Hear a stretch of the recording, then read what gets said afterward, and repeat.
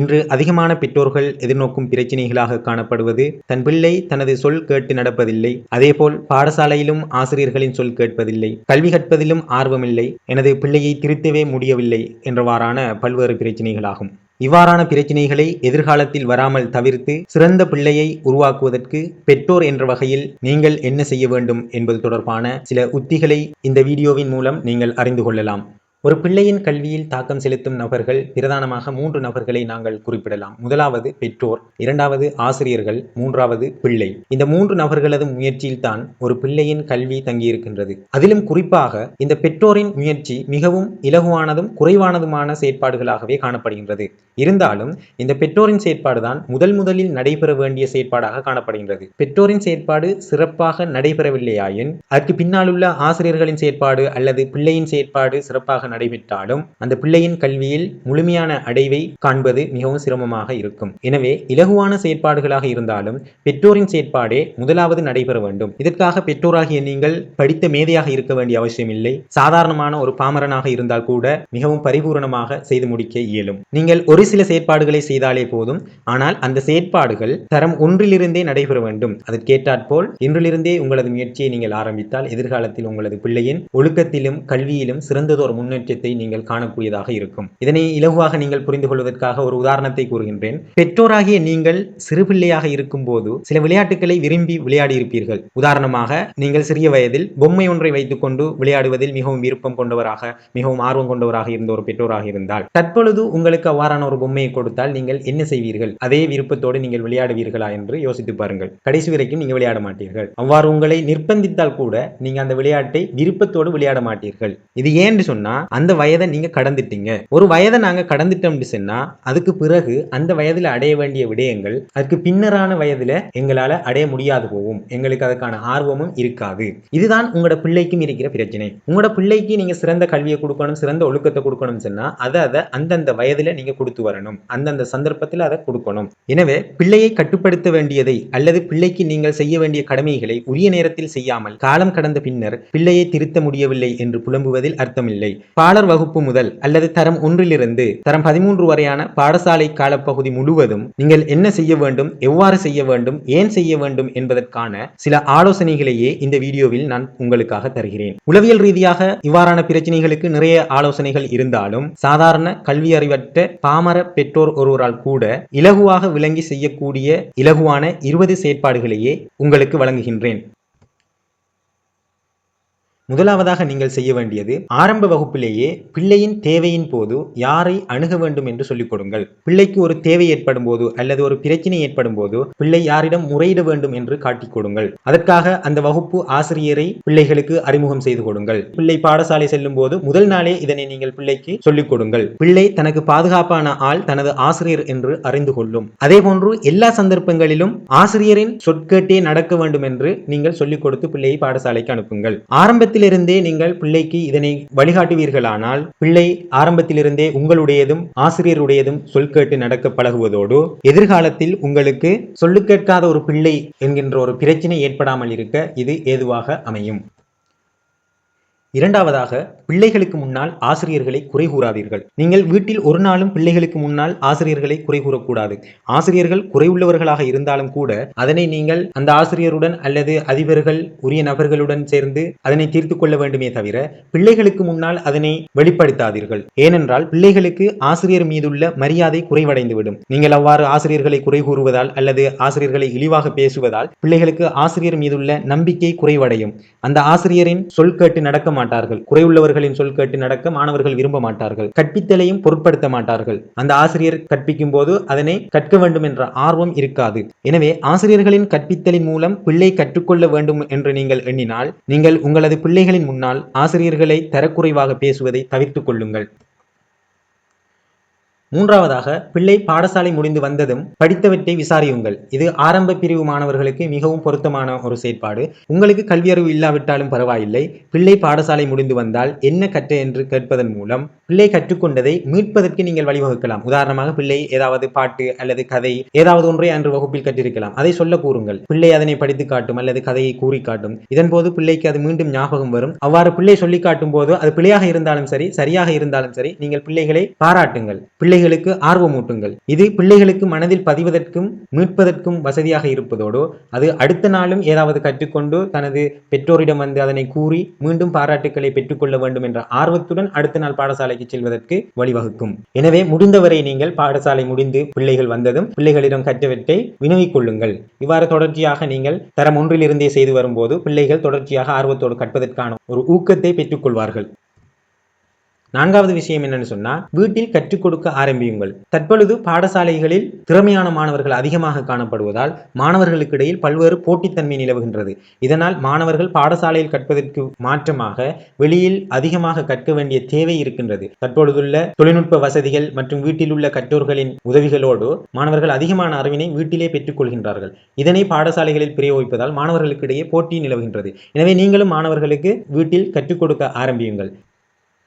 அடுத்ததாக பிள்ளைகளின் பயிற்சி புத்தகங்களை அடிக்கடி பார்வையிடுங்கள். பயிற்சி புத்தகங்களில் எழுதியிருப்பதை உங்களால் விளங்கிக் கொள்ள முடியாவிட்டாலும் சாதாரணமாக பார்த்துக் கொள்ளுங்கள். இவ்வாறு பார்ப்பதன் மூலம் தொடர்ச்சியாக பயிற்சி புத்தகங்கள் எதுவுமே எழுதாம பிளாங்காக இருக்குமாக இருந்தால் பிள்ளை வகுப்பறையில் எழுதவில்லை அல்லது பாடம் நடக்கவில்லை அல்லது பிள்ளை வகுப்பிற்கே செல்லவில்லை என்கின்ற பல காரணங்களை அறிந்து கொள்ளக்கூடியதாக இருக்கும். அதே போன்று அடிக்கடி நீங்கள் பயிற்சி புத்தகங்களை பார்வையிடும் போது பிள்ளைகள் நீங்கள் மேற்பார்வை செய்கின்றீர்கள் என்பதை உணர்ந்து கொள்ளும். அவ்வாறு பிள்ளைகள் நீங்கள் மேற்பார்வை செய்வதை உணர்வதன் மூலம் நீங்கள் மேற்பார்வை செய்வீர்கள் என்ற காரணத்திற்காவது ஏதாவது எழுதி கற்றுக்கொள்ள முயற்சி செய்யும். எனவே அடிக்கடி பயிற்சி புத்தகங்களை பார்வையிடுங்கள். அடுத்த விடயம், உங்களது பிள்ளை பொருட்களை தொலைத்து விட்டு வருகின்ற பிள்ளைகளாக இருந்தால் அவ்வாறு தொலைத்து விட்டு வரும்போது நீங்கள் பிள்ளைகளை கடிந்து கொள்ளாதீர்கள், அதாவது ஏசாதீர்கள் அல்லது தண்டனைகளை வழங்காதீர்கள். இவ்வாறு தண்டனைகளை வழங்குவதன் மூலம் பிள்ளை ஏதாவது ஒரு பொருளை மீண்டும் தொலைத்தால் உங்களது தண்டனைக்கு பயந்து அதனை உங்களிடம் வெளிப்படுத்தாது. தொலைந்ததாகவே இருக்கும். அவ்வாறு வெளிப்படுத்தாமல் இருப்பதன் மூலம் பிள்ளைக்கு அந்த உபகரணத்தை பயன்படுத்தி, உதாரணமாக பிள்ளை கவராயம் ஒன்றை தொலைத்து விட்டதென்றால் அது தொடர்பாக உங்களிடம் கூறும்போது நீங்கள் பிள்ளைக்கு தண்டனை வழங்குவீர்கள் அல்லது ஏசுவீர்கள் என்று தெரிந்தால் பிள்ளை அதனை உங்களிடம் கூறாது. அவ்வாறு கூறாமல் இருக்கும் போது பிள்ளையிடம் கவராயம் இருக்காது. எனவே பாடசாலையில் கவராயம் பாவித்து கற்பித்தலை மேற்கொள்ளும் போது அந்த பொருள் இல்லாத காரணத்தால் அந்த பொருளை பிள்ளையால் பயன்படுத்தி கற்க முடியாது. அந்த கற்கும் விடயத்தை விளங்கிக் கொள்ளவும் முடியாது. அதேவேளை நீங்கள் ஏசுவீர்கள் அல்லது தண்டனை வழங்குவீர்கள் என்பதற்காக தொலைந்த அந்த பொருளுக்கு பதிலீடாக பக்கத்தில் இருக்கும் அல்லது ஏனைய மாணவரினது அதே போன்ற ஒரு பொருளை பிள்ளை திருடவும் செய்யலாம். இன்னொரு மாணவரது பொருளை களவெடுத்துக் கொண்டு தன்னுடையது என்று சொல்வதற்கும் முயற்சிக்கலாம். எனவே இப்படியான விடயங்களை நீங்கள் தவிர்த்துக் கொள்ளுங்கள். பொருட்களை பத்திரமாக வைத்துக் கொள்வதற்கான வழிமுறைகளை சொல்லிக் கொடுங்கள். எவ்வாறு பொருட்களை பாதுகாப்பாக வைத்திருக்க வேண்டும் என்பது தொடர்பாக பிள்ளைகளுக்கு ஆலோசனை வழங்குங்கள். இன்னும் சில பிள்ளைகள் இருக்குது, அந்த பிள்ளைகளுக்கு இதுதான் தொடர்ந்து வேலையாக இருக்கும். என்னத்தை நீங்க வாங்கி கொடுத்தாலும் அது தொலைத்துக் கொண்டு வருவதுதான் அந்த பிள்ளையோட வேலையா இருக்கும். இப்படியான பிள்ளைகளுக்கு நீங்க தண்டனை தான் கொடுக்க வேண்டும் என்று சொல்லி நீங்க நினைத்தால், தண்டிக்க வேண்டும் என்று நினைத்தால் அந்த பொருளை உடனடியாக மீண்டும் வாங்கி கொடுக்காமல் தாமதப்படுத்துங்கள். தாமதப்படுத்துவதன் மூலம் பிள்ளைக்கு அதன் தேவையை உணர்த்துங்கள், ஒரு பொறுப்புணர்வை ஏற்படுத்துங்கள். உடனே வாங்கி கொடுக்காமல் அவ்வாறு தாமதப்படுத்தி ஒரு பொறுப்புணர்வை ஏற்படுத்தியதன் பின்னர் ஒரு நாள் விட்டு நீங்கள் அதனை வாங்கி கொடுத்தல். இதன் மூலம் பிள்ளை தொடர்ச்சியாக தொலைப்பதிலிருந்து தவிர்த்து கொள்வதற்கு வழியாக இருக்கும். எனவே ஏசுவது தண்டிப்பதிலிருந்து விடுத்து பிள்ளைகளுக்கு ஆலோசனைகளை வழங்கி பிள்ளைகள் பொருட்களை பாதுகாப்பதற்கான வழிமுறைகளை ஏற்படுத்துவதற்கு முயற்சி செய்யுங்கள். அடுத்தது 7வது என்னன்னு சொன்னா, தேவைகளை நிறைவேற்றுங்கள். பிள்ளைகளது தேவைகளை நிறைவேற்றுங்கள். தேவைக்கு அதிகமாக வழங்காதீர்கள். உதாரணமாக நீங்கள் பிள்ளைகளுக்கு வீட்டிலிருந்தே சிறந்த உணவுகளை வழங்குவீர்கள். இருந்தாலும் பிள்ளைக்கு ஏனைய பிள்ளைகளை போன்று கேண்டீன்ல ஏதாவது ஒரு சாப்பாடு வாங்கி சாப்பிடணும், ஒரு வித்தியாசமான சாப்பாடு சாப்பிடணும் என்று சொல்லி பிள்ளைக்கு ஒரு ஆசை ஒன்று இருக்கும். அவ்வாறான ஆசைகளை நிறைவேற்றக்கூடிய வகையில் இடையிடையே பிள்ளைகளுக்கு கேண்டீன் உணவுகளை சாப்பிடுவதற்கான வழிகளை ஏற்படுத்தலாம். ஆனால் தொடர்ச்சியாக அதிகமான பணத்தை கொடுத்து உணவையும் கொடுத்து பிள்ளைகளை அளவுக்கு அதிகமாக தேவைகளை வழங்குவதன் மூலம் பிள்ளைகள் கல்வி கற்பதில் இருந்து விலகிக் கொள்ளும். எனவே அவ்வாறான செயற்பாடுகளை செய்யாதீர்கள். எனவே நீங்கள் பிள்ளையின் தேவைகளை நிறைவேற்றாத போது ஏனைய மாணவர்களை பார்த்து உங்கள் பிள்ளைகள் உளவியல் ரீதியாக பாதிப்படையும். அது பிள்ளையின் கற்றலிலும் தாக்கத்தை ஏற்படுத்தும். அதே போன்று பிள்ளைக்கு அதிகமாக வழங்கும் போதும் பிள்ளை கல்வியில் ஆர்வத்தை செலுத்தாது. பிள்ளைக்கு கல்வி கற்பதற்கான பொறுப்பு வராது. ஏனைய மாணவர்களுக்கும் அது பாதிப்பு ஏற்படுத்தக்கூடியதாக இருக்கும். எனவே தேவையை நிறைவேற்றுங்கள், அளவோடு நிறைவேற்றுங்கள். பரீட்சையின் போது குறைவான புள்ளிகளை பெற்றால் பிள்ளைகளை ஏசாதீர்கள், தண்டிக்காதீர்கள். அதிகமான பெற்றோர்கள் தரம் 5 புலமை பரிசில் பரீட்சை, ஓயல் பரீட்சை, ஏல் பரீட்சைகளின் போது மிகவும் எதிர்பார்ப்புகளை கொண்டவர்களாக இருக்கின்றார்கள் பிள்ளைகள் மீது. அதன் காரணமாக பிள்ளைகள் பரீட்சையின் போது குறைவான புள்ளிகளை பெற்றால் அழுத்தம் கொடுக்கிறார்கள். இவ்வாறான அழுத்தங்களை நீங்கள் உங்கள் பிள்ளைகளுக்கு கொடுக்காதீர்கள். பிள்ளைகளின் இயலுமைக்கு ஏற்பதான் பிள்ளைகள் புள்ளிகளை பெற்றுக்கொள்ள முடியும். எனவே பிள்ளைகளுக்கு ஆறுதலாக இருங்கள். பிள்ளை குறைவாக புள்ளிகள் எடுக்கும் போது நீங்கள் ஆறுதலாக இருங்கள். அவர்களுக்கு தோல்விகளை சகித்துக் கொள்ள பழக்குங்கள். ஏனையவர்களை முன்மாதிரியாக எடுத்து கூறுங்கள். உங்களது பிரதேசத்தில் அல்லது பாடசாலையில் உள்ள கல்வி கற்றவர்களை அதிகூடிய புள்ளிகளை பெறுபவர்களை முன்மாதிரியாக காட்டி அதே போன்று பிள்ளையும் பெற வேண்டும் என்று பிள்ளைக்கு ஆர்வமூட்டுங்கள். இவ்வாறு ஆறுதலை வழங்கும் போதும் தோல்விகளை சகித்துக் கொள்ள பழக்கும் போதும் பிள்ளையின் மீதே ஒரு தன்னம்பிக்கையை ஏற்படுத்தும் போதும் பிள்ளை அடுத்தடுத்த பரீட்சைகளில் அதிகூடிய புள்ளிகளை பெறுவதற்கும் ஆர்வமாக கல்வி கற்பதற்கும் பெற்றோர் தன் மீது வைத்திருக்கும் நம்பிக்கையை புரிந்து அதற்காக கற்பதற்கும் முயற்சிப்பதற்கு அது ஏதுவாக இருக்கும். எனவே பரீட்சையின் போது குறைவான புள்ளிகளை பெற்றால் ஏசுவதற்கு மாறாக இவ்வாறான செயற்பாடுகளை நீங்கள் மேற்கொள்ளுங்கள். அது உங்களது பிள்ளையின் கல்விக்கு உதவியாக அமையும். அடுத்த மிக முக்கியமான விடயம், பிள்ளைகளுடன் ஒன்றாக இருந்து சாப்பிடுங்கள். உளவியல் ரீதியாக பிள்ளைகளுடன் ஒன்றாக இருந்து சாப்பிடுவதன் மூலம் பிள்ளைகளின் விருத்தி செயற்பாடுகளில் பல்வேறு முன்னேற்றங்கள் ஏற்படுவதாக கூறப்படுகின்றது. நீங்கள் ஒன்றாக சாப்பிடும் போது சில வேளைகளில் நீங்கள் சாப்பிடாமல் பிள்ளைகளுக்கு உணவை கொடுப்பீர்கள். அதே போன்று அனைவருக்கும் பகிர்ந்தளிப்பீர்கள். தாய் சாப்பிடாமல் அல்லது தந்தை சாப்பிடாமல் பிள்ளைக்கு கொடுக்கின்றதை பார்க்கும்போது பிள்ளைக்கு உங்கள் மீது ஒரு அன்பு ஏற்படும். உங்கள் மீது பிள்ளைக்கு அன்பு வராமல், உங்கள் மீது நம்பிக்கை வராமல், உங்கள் மீது பிள்ளைக்கு பரிதாபம் வராமல் உங்களது சொல் கேட்டு நடக்காது. இவ்வாறான செயற்பாடுகள் மூலம்தான் உங்களது அன்பையும் உங்களது தியாகங்களையும் பிள்ளைகளுக்கு நீங்கள் வெளிப்படுத்த முடியும். இதனூடாக பிள்ளைகள் உங்களுக்காகவே நீங்கள் விரும்புவதை செய்ய வேண்டும் என்று ஆர்வம் கொள்ளும். எனவே கிடைக்கும் நேரங்களில் பிள்ளைகளுடன் ஒன்றாக இருந்து சாப்பிடுங்கள். இது பிள்ளைகளின் ஒழுக்க விடயத்திலும் மிகவும் ஆழமான விடயங்களை கற்பிக்கக்கூடியதாக இருக்கும். அடுத்தது, பிள்ளைகளின் பொழுதுபோக்குகளில் நீங்கள் பங்கு கொள்ளுங்கள். அதாவது பிள்ளைகள் பொழுதுபோக்கு செயற்பாடுகள் என்ன செய்கின்றார்களோ அதில் நீங்களும் பங்கு கொண்டு பிள்ளைகளுக்கு வழிகாட்டுங்கள். பிள்ளைகளுடன் நீங்கள் சேர்ந்து விளையாடலாம், அல்லது பிள்ளைகளை எங்காவது நீங்கள் பயணங்கள் கூட்டி போகலாம். சில்ட்ரன் பார்க்காக இருக்கலாம், அல்லது வேறு ஏதாவது பிள்ளைகளுக்கு களிப்பூட்டக்கூடிய மகிழ்ச்சியாக சந்தோஷமாக இருக்கக்கூடிய இடங்களுக்கு பிள்ளைகளை நீங்கள் அழைத்துச் செல்வதன் மூலம் பிள்ளைகளுக்கு பொழுதுபோக்குகளை ஏற்படுத்துவதோடு நீங்களும் அவர்களோடு சேர்ந்திருப்பதால் பிள்ளைகள் வேறு நண்பர்களோடு பொழுதுபோக்குகளில் ஈடுபட்டு கெட்டு போவதற்கான சந்தர்ப்பங்களில் இருந்து உங்களது பிள்ளைகளை பாதுகாத்துக் கொள்ளலாம். நீங்கள் உங்களது பிள்ளைகளுடன் சேர்ந்து இவ்வாறான பொழுதுபோக்குகளில் பங்கு கொள்ளவில்லையாயின் பிள்ளை வேறு நண்பர்களோடு சமூகத்திற்கு பொருத்தமற்ற செயற்பாடுகளில் ஈடுபடுவதற்கும் ஏதுவாக அமையும். எனவே பிள்ளைகளின் பொழுதுபோக்குகளில் மிகவும் அவதானமாக இருங்கள். அவதானமாக எனும் போது நீங்கள் அந்த பிள்ளைகளுடன் கூடி அந்த பிள்ளைகளுக்கு பொழுதுபோக்கு ஏற்பாடுகளை செய்வதன் மூலம் பிள்ளைகள் உங்களுடனே அந்த பொழுதுபோக்குகளை கழிப்பதற்கு ஏதுவாக அமையும். அடுத்தது, பிள்ளை எங்கேயாவது போய் வந்தால் விசாரணை நடத்தாதீர்கள்.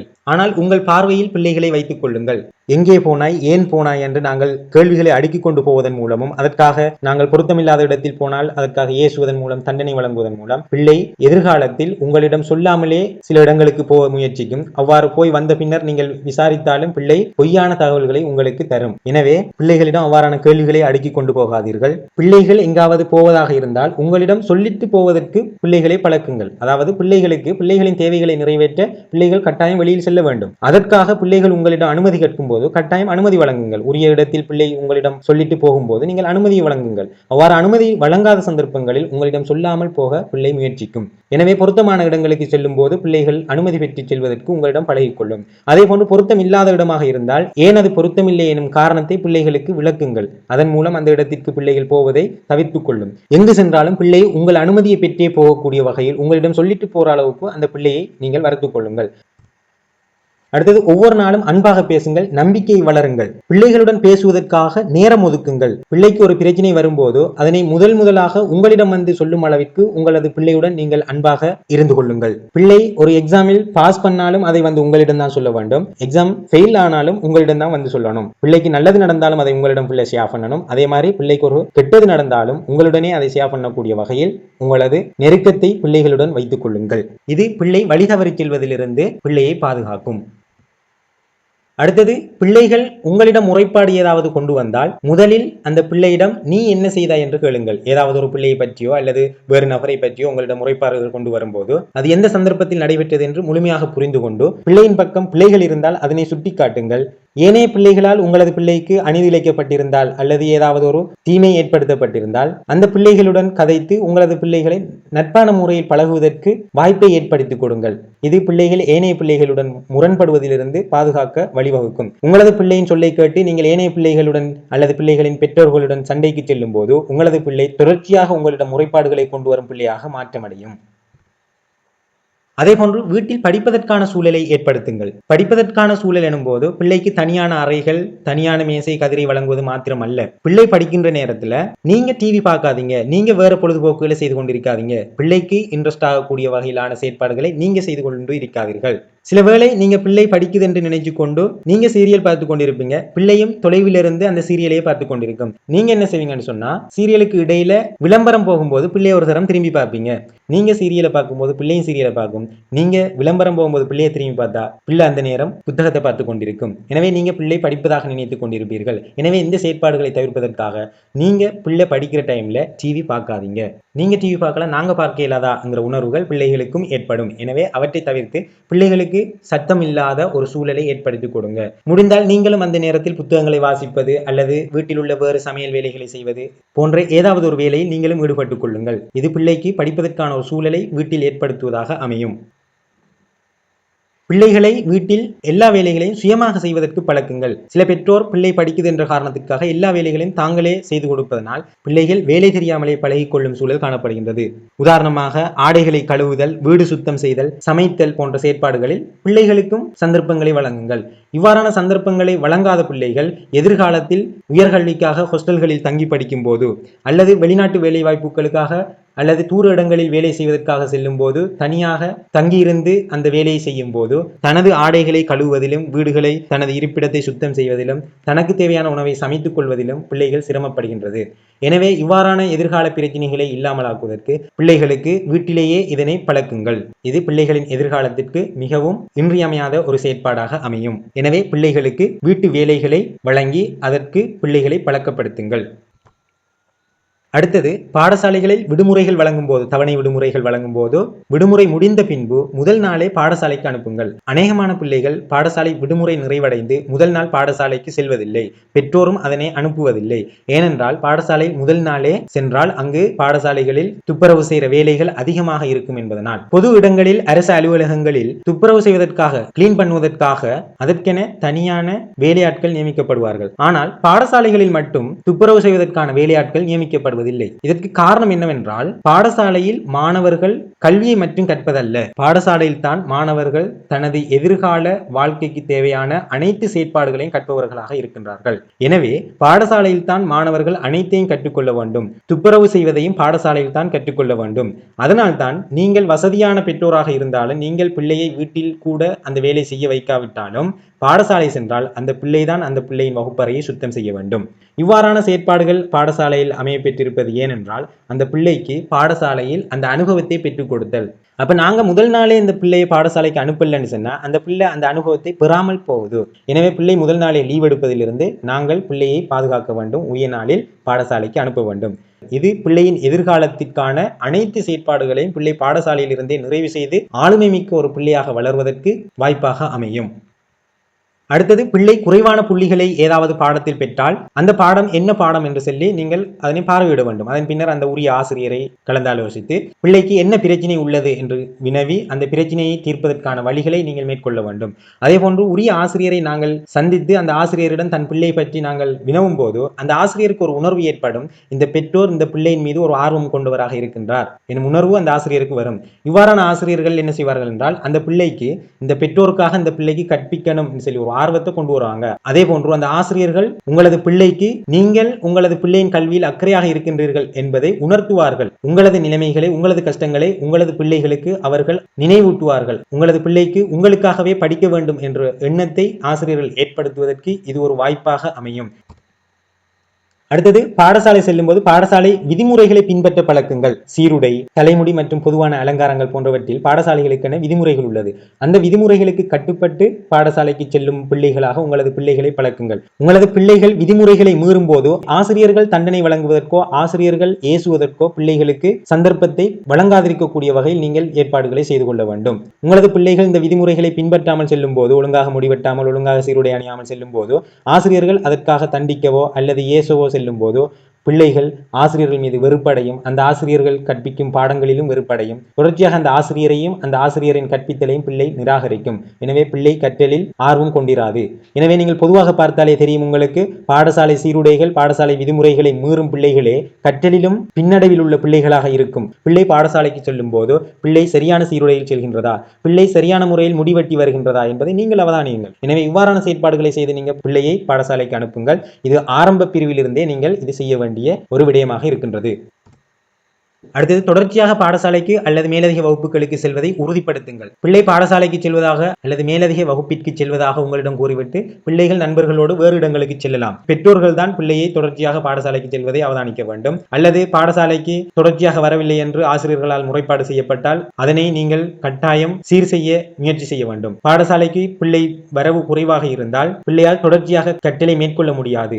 ஒரு நாள் பாடசாலை செல்லாவிட்டால் அன்று கற்ற விடயம் பிள்ளைக்கு விளங்காவிட்டால் அடுத்த நாள் அதனை தொடர்ந்து கற்கும் பாடங்களில் பிள்ளை பாடசாலைக்கு சென்றாலும் அதனை கற்க முடியாத ஒரு நிலை காணப்படும். பாடசாலைக்கு ஒரு நாள் செல்லவில்லை என்றால் கணித பாடம், விஞ்ஞான பாடம் போன்ற பாடங்கள் அடுத்த நாள் விளங்காது. இது தொடர்ச்சியாக பிள்ளைக்கு ஏற்படும் போது பிள்ளைகளுக்கு அந்த பாடத்தில் முழுமையாக ஒரு இயலாமையை ஏற்படுத்தும். எனவே பிள்ளைகளை பாடசாலைக்கு தொடர்ச்சியாக அனுப்புவதற்கு நீங்கள் முயற்சி செய்ய வேண்டும்.